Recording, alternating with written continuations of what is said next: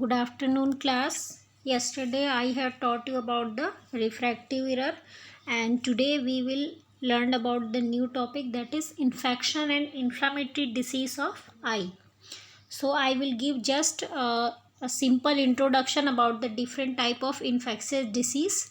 First one is blepharitis. It is an inflammation of the eyelid that affect the eyelashes and tear production, and it commonly occurs when the teeny oily glands of the inner eyelid becomes inflamed.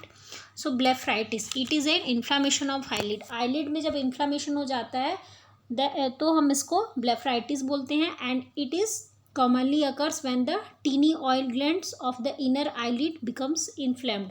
और ये कब होता है? जब हमारे जो inner eyelid में जो टीनी जो ऑयल ग्लैंड्स हैं वो इन्फ्लेम्ड हो जाते हैं, यानी कि उनमें स्वेलिंग हो जाती है. It often occurs along with the other skin condition like allergy.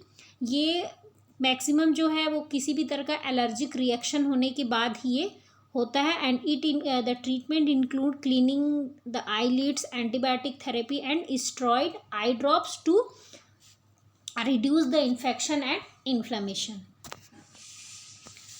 Next one is style.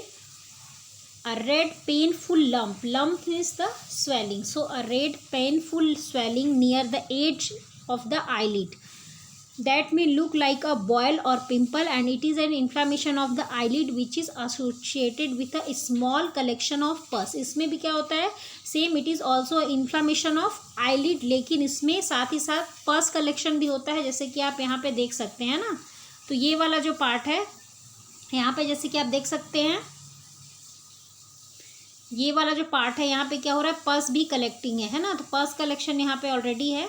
So it is in this pus collection also.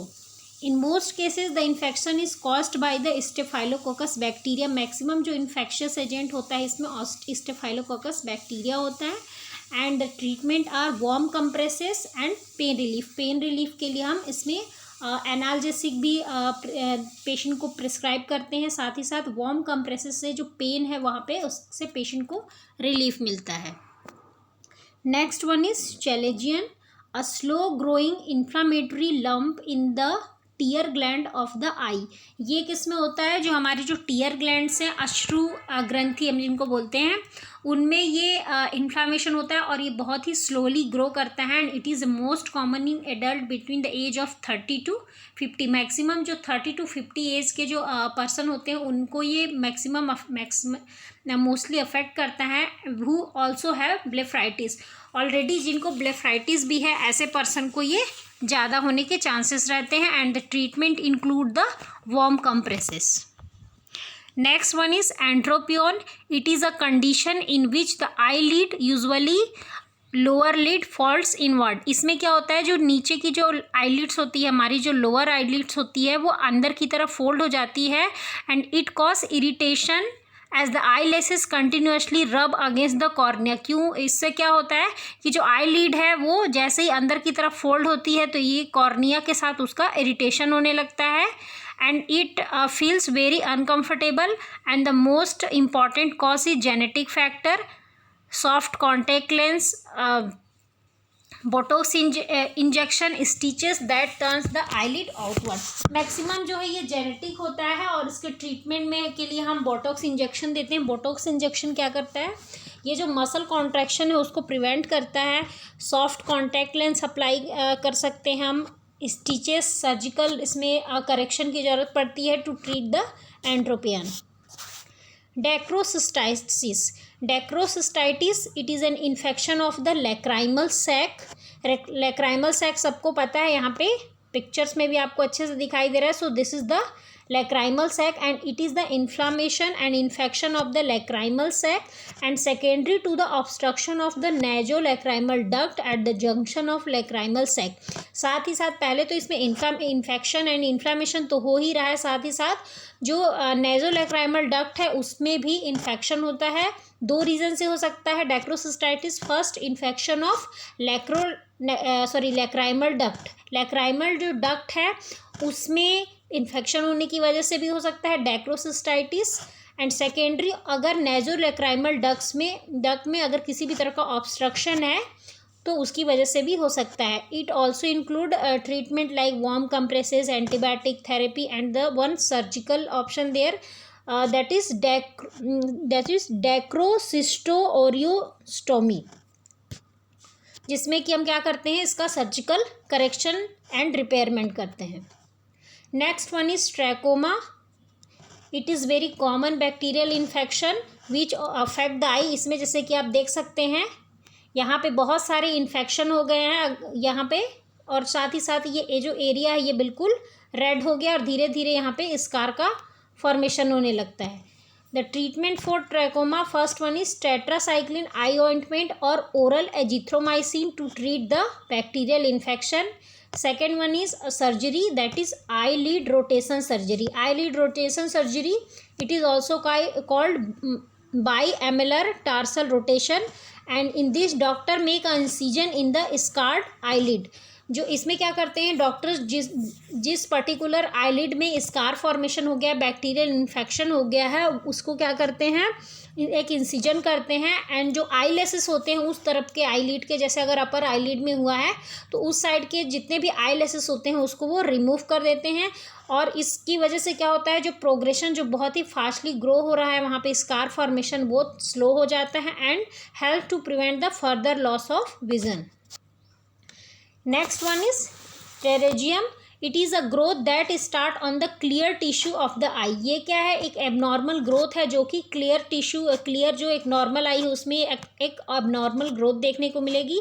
And it is non cancerous. ये किसी तरह का कैंसर वाला ग्रोथ नहीं है, ये एबनॉर्मल ग्रोथ है लेकिन ये कैंसरस ग्रोथ नहीं है. And it is triangular growth which में अकर्स इन वन और बोथ आई. ये सिंगल आइस में भी हो सकता है और बोथ आइस में भी हो सकता है. ये जो मोस्टली ये उन पर्सन में होता है जो कि सन रेस के ये हम बोल सकते हैं कि एक्सपोजर में ज़्यादा आते हैं, या फिर जो आउटडोर्स ज़्यादा वर्क करते हैं, या आर्टिफिशियल जो टीयर्स यूज़ करते हैं, सन ग्लासेस यूज़ करते हैं, या बहुत ज़्यादा फ्रिक्वेंटली आई ड्रॉप यूज़ करते हैं, उनमें होने के चांसेस रहते हैं.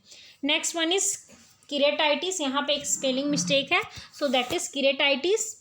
It is inflammation of the clear tissue in the front of the eye, that is cornea. So overall it is a inflammation of cornea, and mostly it is caused by any type of infection in the eye, any eye injury, disease, or wearing contact lenses for too long time. And in this treatment include warm compresses, antibiotic therapy, pain management. Next इसमें जैसे कि depend करता है कि infection किससे. अगर bacterial infection है then antibiotics therapy हम देंगे. अगर लाइक सिप्रोफ्लॉक्सासिन दे सकते हैं, ओफ्लॉक्सासिन दे सकते हैं. अगर पैरासिटिक इन्फेक्शन है तो बायोसाइड्स दे सकते हैं. Anti fungal infection fluconazole, omeprazole fungal infection के लिए दे सकते हैं. एंटीवायरल दे सकते हैं अगर वायरल इन्फेक्शन. तो डिपेंड करता है कौन सा जो पॉजिटिव एजेंट कौन सा, उसके अकॉर्डिंग हम ड्रग्स प्रिस्क्राइब करते हैं. It involves prescription like eye drop, pills और even intravenous therapy also. Next one is corneal ulcer. A corneal ulcer, it is an open sore of the cornea, and there are wide variety of causes of corneal ulcer. Corneal ulcer जैसे कि आप यहाँ पे देख सकते हैं, यहाँ पे ये वाइट कलर का जो ये पोर्शन बना हुआ है, this is the corneal ulcer. It include infection, physical, chemical trauma, corneal drying, exposure, contact lens overwear and misuse. किस रीजन से हो सकता है. सबसे पहले किसी भी तरह का आई में इन्फेक्शन हो गया है, या फिजिकल या केमिकल किसी भी तरह की इंजरी हो गई है, आंखों में किसी तरह का केमिकल चला गया, या किसी तरह की फिजिकली इंजरी हो गई, या फिर कॉन्टैक्ट लेंस जो बहुत ज़्यादा वेयर करते हैं या मिस यूज़ करते हैं उसका. सो इन सभी लोगों में कॉर्नियल अल्सर होने के ज़्यादा चांसेस होते हैं. It is a serious problem and may result in loss of vision and blindness. और इसमें जो ट्रीटमेंट है that is corneal transplant. Corneal transplant करना पड़ता है to prevent the loss of vision and blindness. Next one is strabismus. It is a disorder in which the eye don't look in exactly the same direction at the same eye. Causes of strabismus can include the nerve injury and dysfunction of the muscle which control the eye movement. इसके पहले जो मैंने refractive error में बताया था कि हम जब भी किसी पर्सन को अगर रिफ्रैक्टिव एरर है तो मैक्सिमम हम उस चीज़ों को, जो भी चीज़ें हमको ब्लर दिख रही है उसके लिए हम आई को स्क्विंट करते हैं। स्क्विंट करने की वजह से हमारी आइज़ में बहुत ज़्यादा स्ट्रेन आता है।